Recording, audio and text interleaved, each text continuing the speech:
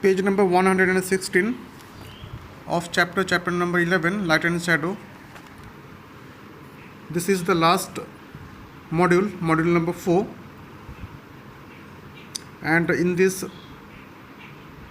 interactive session we are going to discuss about the eclipse.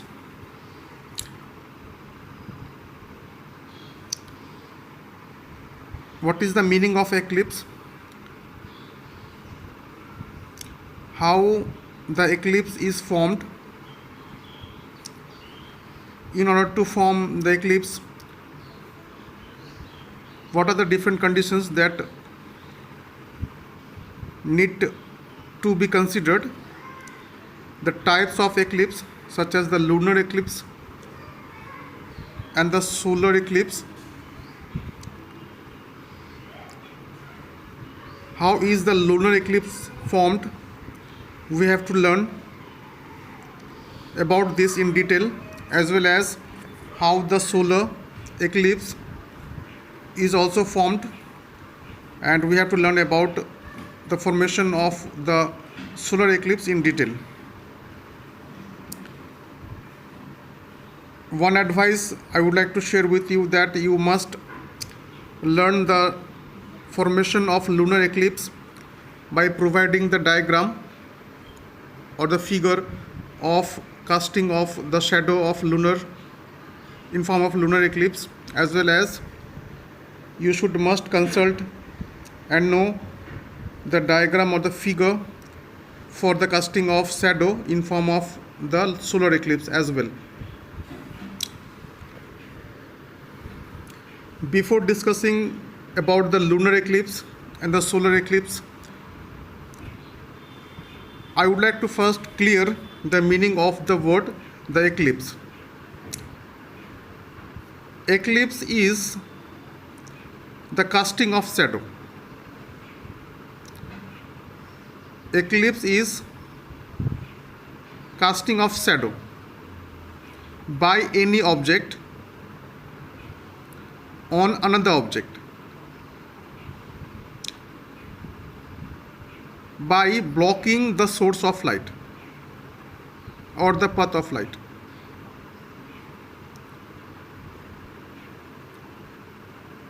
In geography, the meaning of eclipse is, it is the casting of shadow either by moon or by the earth, respectively by blocking the light path or the source of light of the sun. And in this incident of the formation of eclipse or the casting of shadow, the bright surface of either the moon or the earth turns dark by blocking the source of light of the sun or the path of light of the sun. We know that sun is the only source of light, whereas earth and moon are not considered as the source of light in our solar system. And we also have learnt that when sunlight falls on the earth or the moon, the earth or the moon can cast the shadow, and casting the shadows is called the formation of eclipse. And we can easily see this eclipse or this casting of shadows.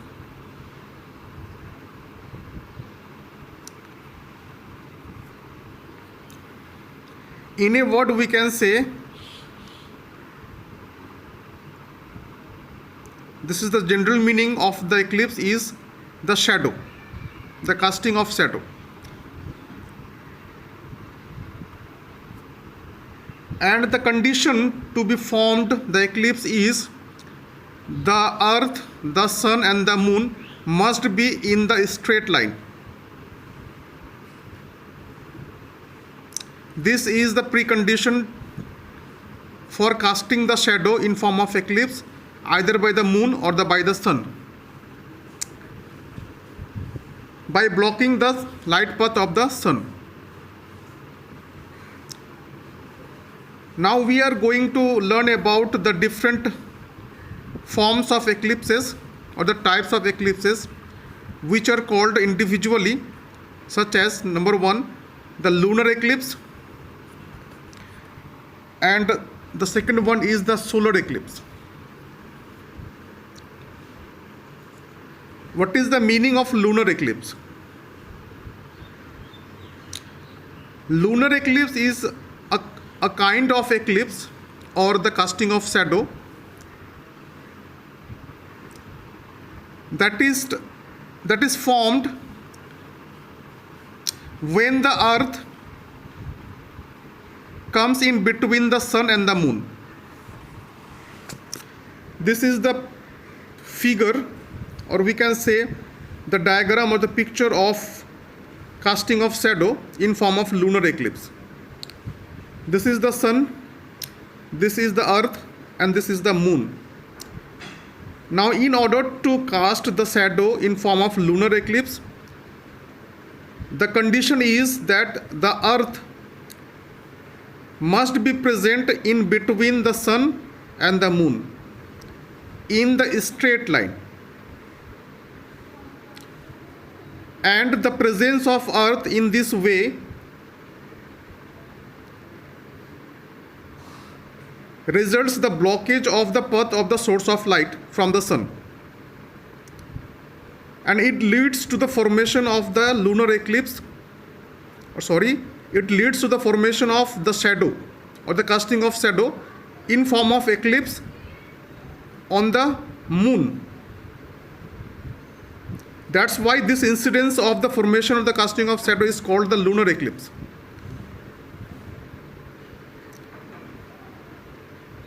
And it is casted by the earth, because the earth is the main factor here that blocks the source of light of the sun. And due to this, on the surface of the moon there is the incidence of casting of shadow, and this total incidence, it is called the lunar eclipse. I hope through this diagram the concept of eclipse formation on the surface of moon, it is clear, and it is called the lunar eclipse. Now I am reading from your book that a lunar eclipse occurs when the sun, earth and moon must be in the straight line, and when the earth is in between the sun and the moon. Then we will see that the casting of the shadow of the earth, mind it, that falls on the surface of the moon. This incidence is called the lunar eclipse. And while we are seeing this figure of the formation of the lunar eclipse, we can easily discover ourselves that the position of the sun, earth and the moon, it is on the full moon night. I repeat, in the incidence of the lunar eclipse, the position of the sun, earth and the moon is on the full moon night. Therefore, we can say that the lunar eclipse always occurs on a full moon night. It is very important. The lunar eclipse always occurs on a full moon night. Now there are two distinct types of lunar eclipses, such as the total lunar eclipse and the partial lunar eclipse. Now we have to learn about these two distinct types of lunar eclipses: total lunar eclipse and the partial lunar eclipse. As we know, the total means the whole and the partial means it is the some part of something. In the incidence of total lunar eclipse, when the earth's shadow covers the moon completely, when the earth's shadow covers the moon completely, the incidence of the formation or casting of shadow in form of lunar eclipse is called the total lunar eclipse. But when the earth covers the moon only partially, or when the earth's shadow covers the moon only partially or in some part of the moon, then the incidence of lunar eclipse it is called the partial lunar eclipse. In short, lunar eclipse is of two distinct types of, number one, total lunar eclipse, another one is the partial lunar eclipse. The total lunar eclipse, it is the earth's shadow when covers the moon completely. But in the case of partial lunar eclipse, the earth's shadow covers only the some part or region of the moon. That is called the partial lunar eclipse.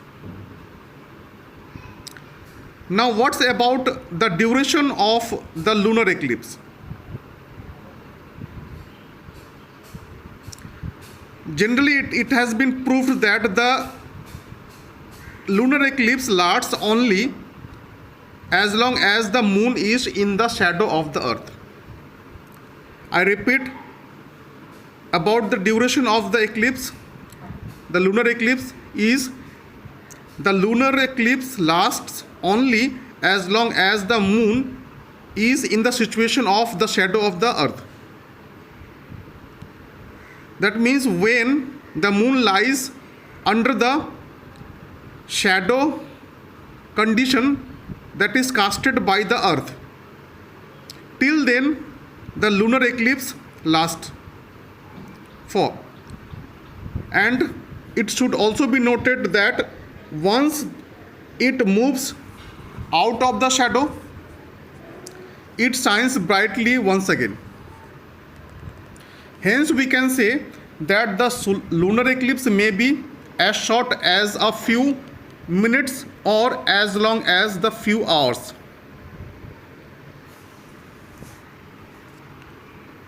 And this case of the lasting of lunar eclipse, it depends in the shadow of the earth. Mind it. And once it moves out of the shadow of the earth, then the moon shines brightly once again. And the duration of the lasting of lunar eclipse may be as short as the few minutes or as long as the few hours. Now, the second type of eclipse is called the lunar eclipse. This is the diagram or the figure of the formation or casting of shadow in form of the solar eclipse. That is the sun, once again the moon and the earth. They are all present in the straight line. But the lunar eclipse incidence is quite different from the lunar eclipse incidence. Why? Because, pay your attention over here, that during the incidence of casting of shadow in form of lunar eclipse, the position of earth is in between the sun and the moon. But in the solar eclipse, the position of the moon, it is in between the sun and the earth. Earth is not in between the sun and moon. But during the solar eclipse, the position of moon is in between the sun and the earth. Now, what is the meaning of the solar eclipse? Solar eclipse is occurred when the sun, moon and earth are in a straight line, and mind it, when the moon is in between the sun and the earth. Moon is in between the sun and the earth. And due to the presence of moon in between the sun and earth, the shadow of the moon that falls on the surface of the earth, this incidence is called the solar eclipse, because the moon is responsible for blocking the source of light from the sun on the surface of the earth. And here moon is responsible for casting the shadow on the surface of earth by blocking the light path from the sun. And we can easily discover this incident by following this figure or the diagram of the solar eclipse. And it is very important to know that the solar eclipse always occur in a new moon day. I repeat, it is very important for us that the solar eclipse always occurs on a new moon day.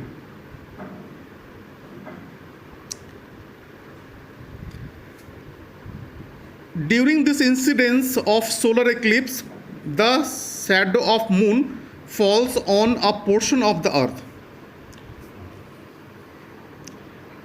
Now, the solar eclipse may be of two distinct types. Number one, the total solar eclipse or the partial solar eclipse.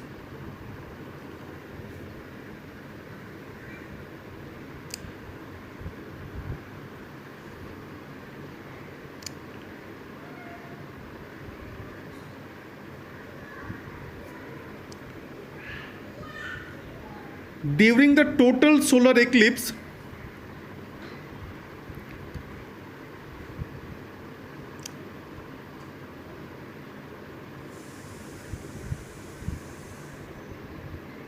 the shadow of the moon falls on the portion of the earth, and the people who live on that part of the earth, they cannot see the sun at all. This incidence is called the total solar eclipse in that region of the earth. I repeat, during the total solar eclipse,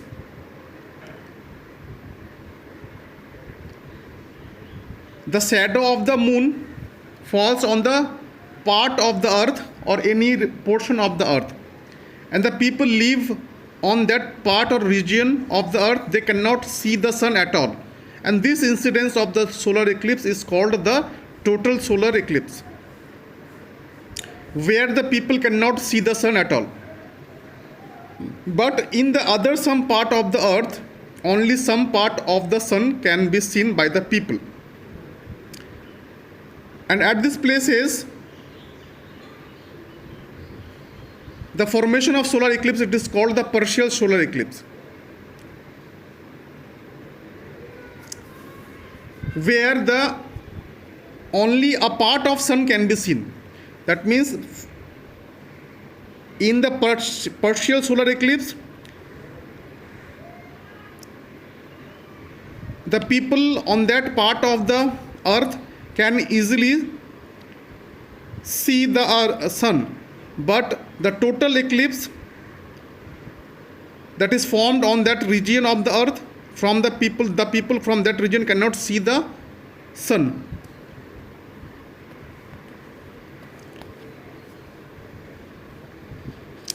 And the solar eclipse is over once the moon moves out of the line from the sun and the earth. This incidence of the formation of the solar eclipse is over when the moon comes out or moves out of the straight line from the sun and the earth. And after that, we can easily see the full face of the sun once again. I would like to give you or provide you an advice about the solar eclipse, that we should not never look at the sun directly during the solar eclipse, because it may damage the eyes. With the discussion of the module 4, the eclipses, solar eclipses and the lunar eclipses, now we have fully covered the whole chapter of chapter number 11, light and shadow, of your second term examination. In our next video, we will start the new chapter of your second term examination, that is air and water, and this is the last chapter of your second term examination. Till then, thanks for watching you all, and I hope that the video was informative for understanding about the eclipses. Thanks for watching once again.